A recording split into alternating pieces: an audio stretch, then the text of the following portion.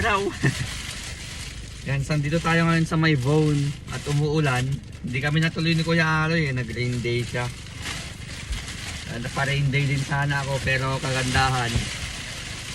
Yan, marunong tayong, may alam pa akong isang gawin dito sa company which is good. Ngayon, umulan talaga, wala pa akong raincoat. So, kailangan na rin gawan niya ng paraan, yo.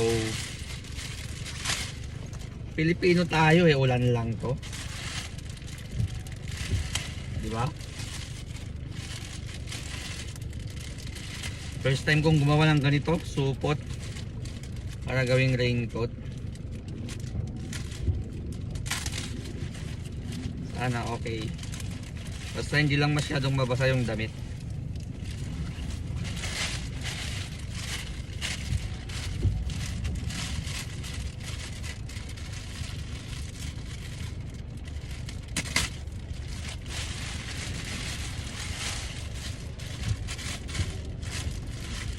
Yun lang guys, thank you sa panonood. Follow nyo ako for more videos and updates. Alright, thank you.